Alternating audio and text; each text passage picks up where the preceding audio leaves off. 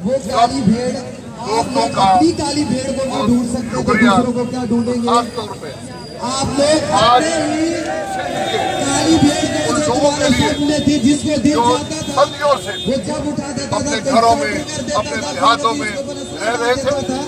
आप और लोग जिस तरीके से उनको बेघर किया जा रहा है, जिस तरीके से उनको डर, धमकी और जबरदस्ती, हमारे पास ऐसे केसेस भी रिपोर्ट हुए जिसमें लोगों को ये धमकियां दी गई कि अगर तुमने जमीन हमें ना दी तो हम तुम्हें दहशतगर्द करार देकर कत्ल कर देंगे।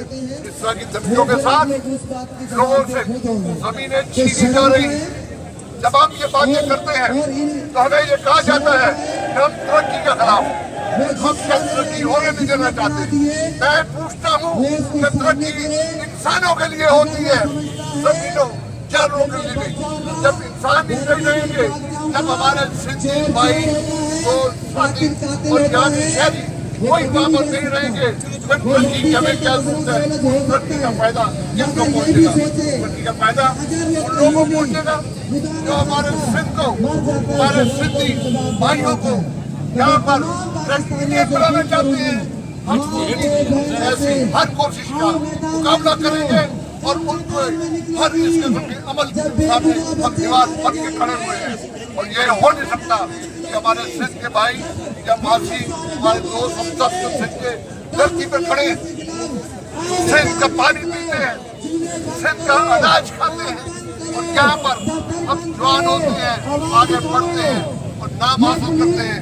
आज अगर सिंध पर ये बात आई, आज सिंध की इज्जत पर, उसके लोगों की गुर्बत पर बात आई है, हम उनके साथ खड़े हैं क्योंकि हमारा मुफाद, हम सब का मुफाद इस धरती के साथ होता है।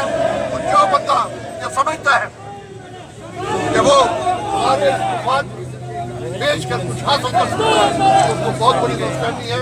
हम बिल्कुल खड़े हैं आप लोगों के साथ।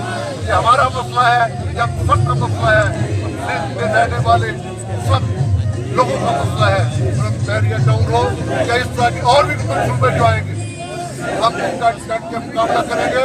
और मेरी दोस्तों से गुजारिश है इसके ऊपर लिखा जाए, इसके ऊपर ज़्यादा से ज़्यादा लोगों को अवेयर किया जाए ताकि ये बात जो है आगे आगे बढ़े। होता ही है, अभी दोस्तों से आते बात हो रही थी, सिंधी साथी थे, मैंने कहा हम कुछ गलतियाँ हम भी करते हैं, या तो हमारा कदम वक्त से पहले होता है या हमारा कदम जो है वक्त के बहुत बाद होता है।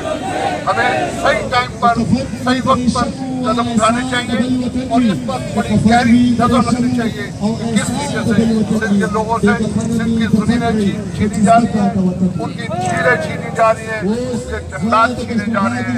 हम ऐसे लोगों पर लानत भेजते हैं और हम ऐसे लोगों का हर जगह, हर फोरम पर मुकाबला करेंगे, डट के मुकाबला करेंगे।